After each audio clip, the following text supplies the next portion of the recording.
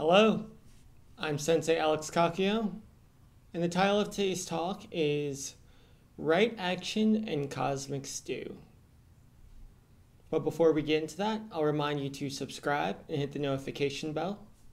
That way you'll be notified when I post talks in the future. If you wouldn't mind hitting the like button, that'd be great too.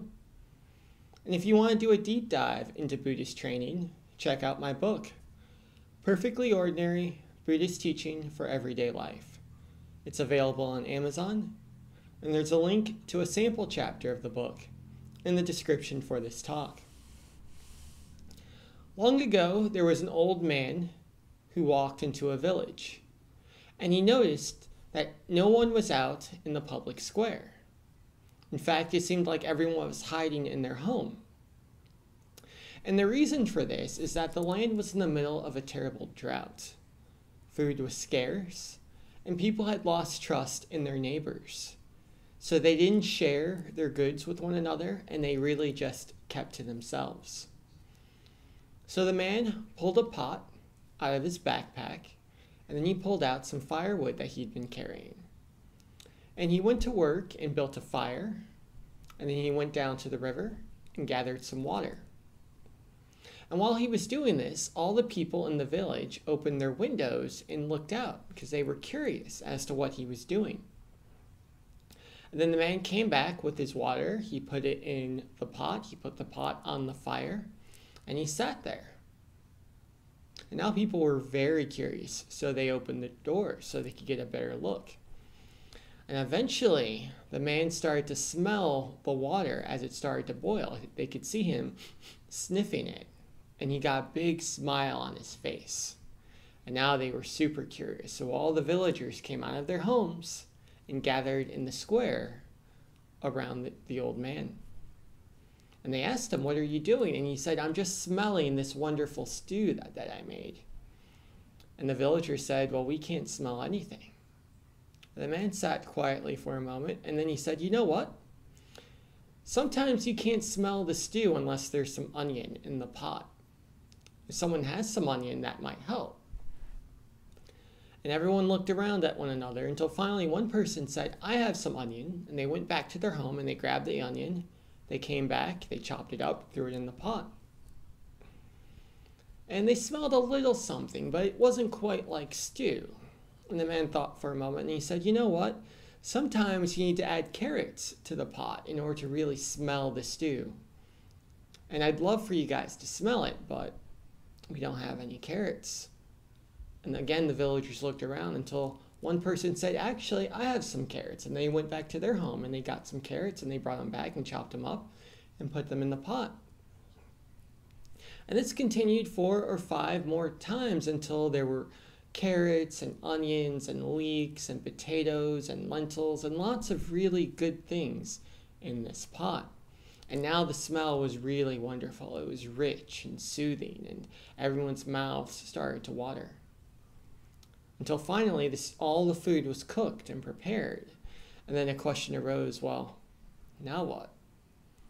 And for a moment, everyone got suspicious again. Well, what are we going to do with this food that we've created? Until the old man wisely stated, "I'd love to share this food with everyone, but we need bowls and spoons to hand it out." So at this point, he had to say nothing else. Everyone ran back to their homes. They grabbed a spoon, they grabbed a bowl, they came back, and the man pulled a ladle out of his backpack. He was prepared. And he gave everyone a healthy helping of the stew, making sure that no one was left without. And the villagers ate the stew, and they weren't hungry anymore. And they became friends. Done. Now, I was told that story when I was very young, and it was meant to teach us the importance of sharing and also of cooperation. And I like telling that story because it's something that's very in keeping with something the Buddha taught, which is right action, which is the 4th tenet of the Noble Eightfold Path. And right action, I've spoken a lot about that in previous videos, but just very briefly, in Buddhism we're taught that all of our actions should work to either create joy or relieve suffering for ourselves or other people. Now, why is this important?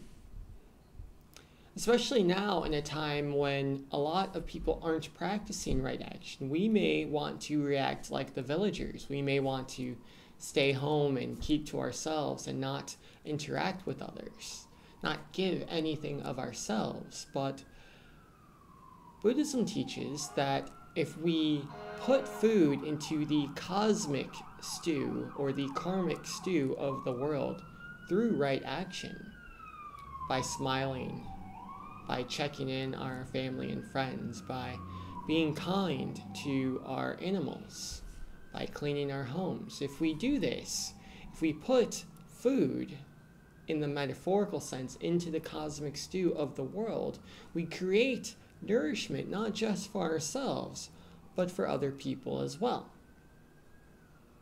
If we mow our lawn, it beautifies our lawn, but it also beautifies the neighborhood. Everyone in the neighborhood benefits from that one action. If we share food that we have with other people, we benefit because we have the good feelings that come from practicing compassion and charity, but the other people benefit as well because now they have food to eat, and maybe we make a friend. So it's important to note that with right action, the key isn't I'll do something well when other people do it well. The key is I'll practice right action even if no one else practices it. Because my hope is that my good actions will motivate other people in the same way that the old man motivated the village to do the right thing. And as we all put a little bit of right action into the pot, the stew becomes nourishing, the smell becomes stronger, and eventually we all get to eat. And no one's hungry, and we all become friends. The end. So that's the talk for today. I hope it was helpful. If you'd like to read articles I've written about Buddhist practice, you can do that at my blog, The Same Old Zen. The link for that is in the description for this talk.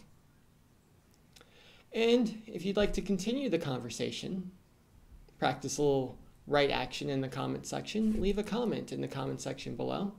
I'd love to hear from you, and I promise I'll respond.